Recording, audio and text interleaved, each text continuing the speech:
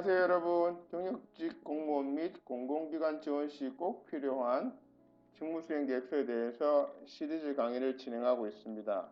많은 분들이 이 생소한 입사 지원 서류인 직무수행 계획서 작성에 대해 어려움을 가지고 계시리라 생각합니다. 그래서 니마마라 취업연구소에서는 단계별로 내용을 나누어 영상 자료를 올리고 있습니다. 오늘은 직무수행 계획서 3탄 직무수행 계획서 작성법 강의 1, 2부 순서 중 그 첫 번째 강의입니다. 상담을 원하시는 분은 네이버에서 니마마라 취업연구소 검색 후 블로그 방문해 주셔서 상담 신청해 주시길 바랍니다.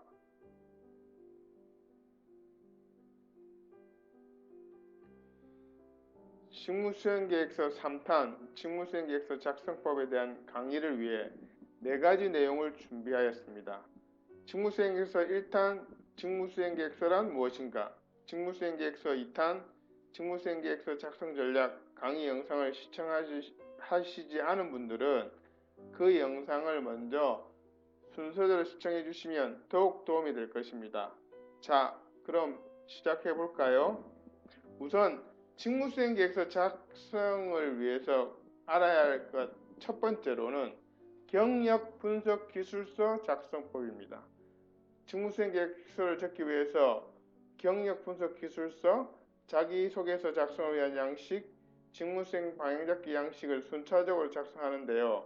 그 첫 번째 양식인 경력분석기술서 작성법에 대해 먼저 설명드리겠습니다. 두 번째는 프로그램 활용법, 세 번째는 자기소개서 작성법, 그리고 마지막으로 직무수행계획서, 줄여서 직수서 방향잡기 작성법에 대해서 알려드리도록 하겠습니다. 먼저 왜 경력분석기술서가 필요한지 설명드리면, 보통 자기소개서, 직무수행계획서 등의 입사지원 서류를 작성하실 때 사전에 자신의 경력에 대한 정리 없이 바로 작성하시는 경향이 많습니다. 그러니 당연히 생각이 정리가 잘 되지 않고 작성하면서 생각하려고 하니 작성하기가 힘들거나 엉뚱하게 작성하게 됩니다. 실제로 한 분야에 10년을 넘게 근무한 분들에게 본인의 장점이 무엇이냐라는 질문에는 성실하게 책임감 있게 등등등 이런 하나만한 얘기로 대답하는 경우가 허다합니다. 심지어는 제가 면접관으로 나갔을 때도 이런 대답을 가끔씩 듣기도 합니다. 그것은 역량이 없어서라기보다는 자소서, 직무수행계획서 등 입사지원 서류를 적기 전에 사전 준비 작업이 되어 있지 않아서 그렇습니다. 본격적인 경기에 앞서 준비 운동을 하는 것과 같은 원리라 생각하시면 됩니다. 그럼 경력분석 기술서의 용도를 중심으로 좀 더 구체적으로 알아보도록 하겠습니다. 나의 경력을 모집 공고의 맞춤형으로 생각을 정리하는 것입니다. 다시 한번 말씀드리겠습니다. 나의 경력을 모집 공고의 맞춤형입니다. 그냥 나의 경력의 단순 정리가 아니라 모집 공고의 맞춤형으로 생각을 정리하는 것입니다. 즉, 내 경력을 정리하는 것이죠. 둘째, 모집 공고를 통한 나의 직무 수행 우선순위 정하기. 이게 상당히 중요합니다. 모집 공고에는 내가 들어가서야 될 나의 직무 수행 내용, 즉 주요 업무가 나와 있는데요. 그 주요 업무를 보고 내가 잘할 수 있고, 즉 나와 유사한 경험이 있기 때문에, 그리고 그것을 입증할 수 있는 성공 사례들이 있는 것들이 어떤 것인지 주요 업무를 나의 경력을 바탕으로 해서 우선순위를 정하는 이 작업들이, 그리고 그 우선순위의 상위 순서들 중심으로 이야기를 풀어가는 것, 이런 것들이 상당히 중요합니다. 이런 것들 전문용어로 직무 분석이라고도 합니다. 그렇게 한 다음 모집 공고의 주요 업무와 나의 상세 업무를 매칭시키는 작업을 합니다. 자, 그러면 위 내용 세 가지를 묶어서 함께 설명드리면 보통 모집 공고에 나와 있는 담당 업무, 즉 주요 업무라고 하는데요. 그것과 본인의 경력에서의 주요 본인의 경력에서 주요 업무를 비교하는 것이 아니라, 즉 모집 공고의 주요 업무와 나의 주요 업무끼리를 비교하는 것이 아닙니다. 왜냐하면 이것은 지원하는 곳에 재입사자가 아닌 이상은 같을 수가 없기 때문입니다. 그럼 꼭 재입사자만 지원해야 되겠죠. 예. 그래서 면접관도 지원자의 주요 업무, 즉 지원자 경력에 있어서의 주요 업무보다는 그 주요 업무를 하기 위해서 실시했던 상세 업무에 더 관심을 둡니다. 그러므로 지원자도 모집 공고의 주요 업무를 보면서 내 경력의 주요 업무 밑에 있는 상세 업무 중에 모집 공고의 주요 업무에 도움될 만한 상세 업무들을 정리하는 작업이 중요합니다.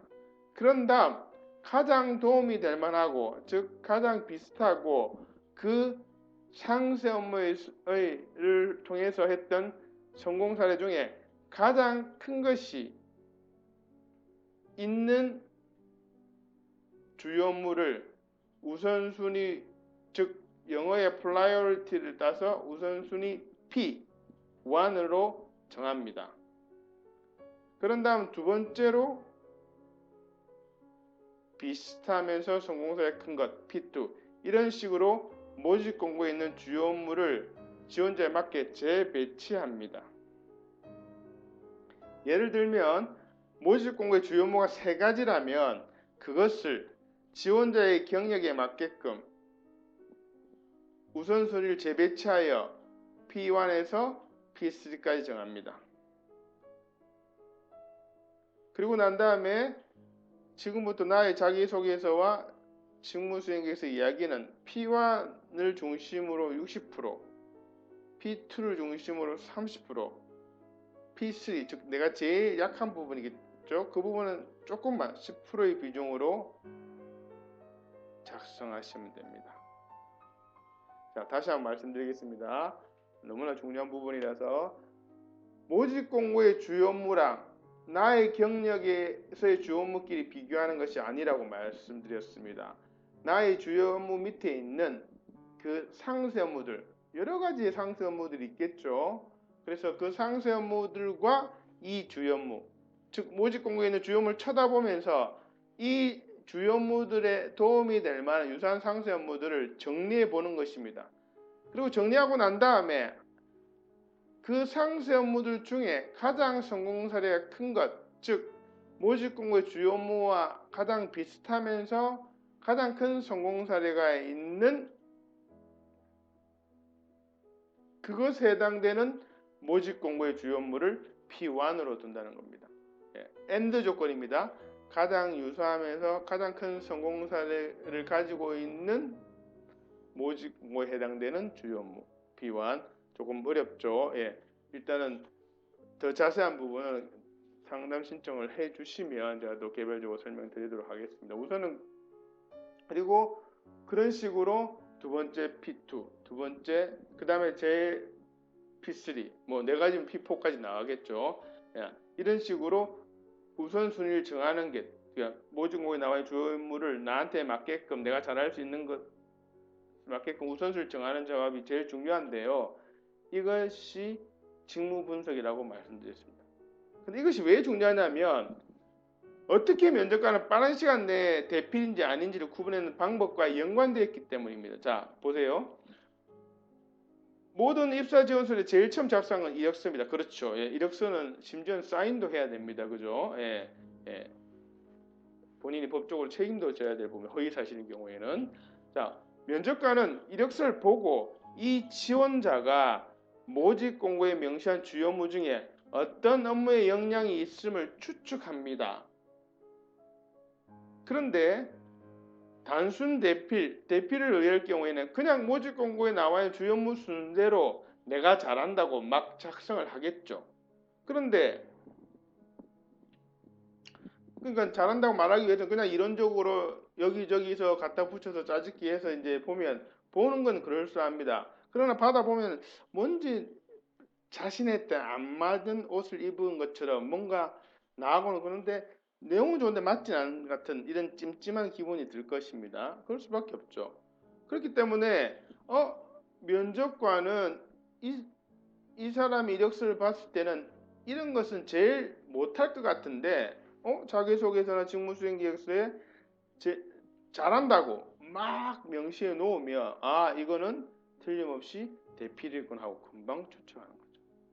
그래서 직무 분석이 중요합니다. 그래서 모집 공고에 주요 업무가 만약에 4개 나와 있는데 내가 2개는 정말 유사한 경험, 단 10%라도 유사한 경험도 없고 무슨 말인지 이해조차도 안 된다. 그럼 그런 건 과감히 버리는 겁니다.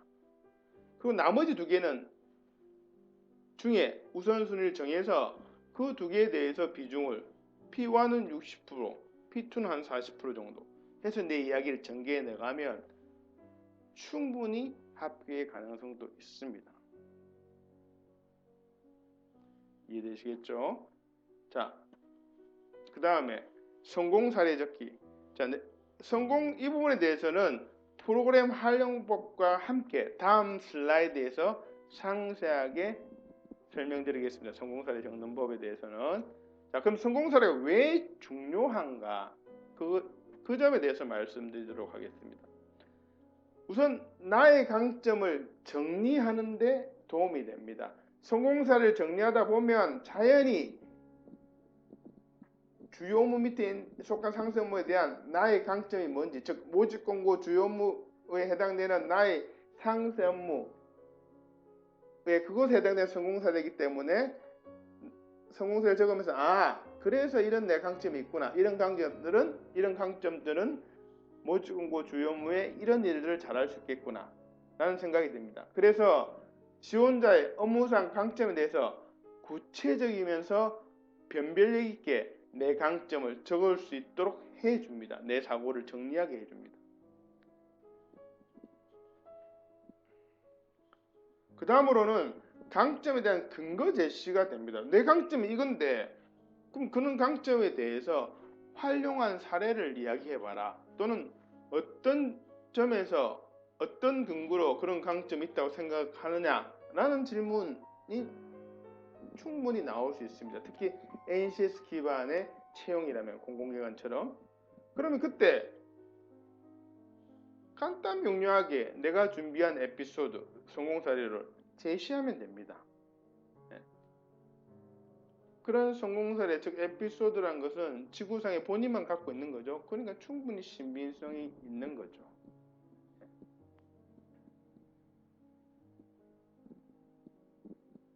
마지막으로 모든 공공기관의 채용 심사 기준은 NCS 기반에 부합되도록 요구합니다. 그런데 NCS 기반에는 한마디로 말하면 사례 적기입니다. 즉 사례 중에서도 특히 성공 사례 적기. 모든 것들은 에피소드로 명시해야 된다.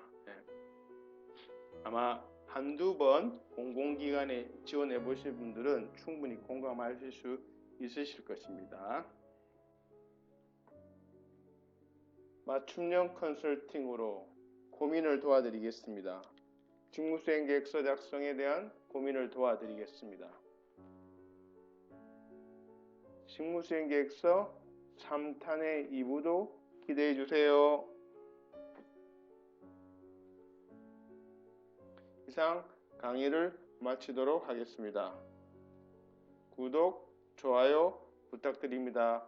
감사합니다.